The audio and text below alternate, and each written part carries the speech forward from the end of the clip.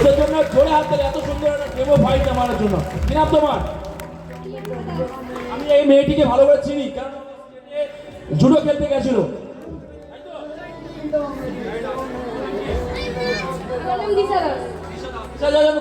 জোরে হাত তালি হবে। চলো নন্দিনী দাসের জন্য জোরে হাত তালি। আচ্ছা, আমাদের তিনজনের মধ্যে একজন কিছু বলতে চাইছে সমাজের উদ্দেশ্যে বা আমাদের গ্রামবাসীর উদ্দেশ্যে।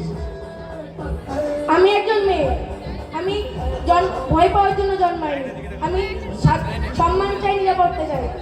রাস্তা দিয়ে হাঁটলে চোখ নামিয়ে নয়, মাথা উঁচু করে হাঁটবো। কেউ যদি খারাপ দৃষ্টি দেয়, আমি চুপ করে থাকবো না, প্রতিবাদ করব, সাহায্য চাইবো। আমার নিরাপত্তা আমার অধিকার।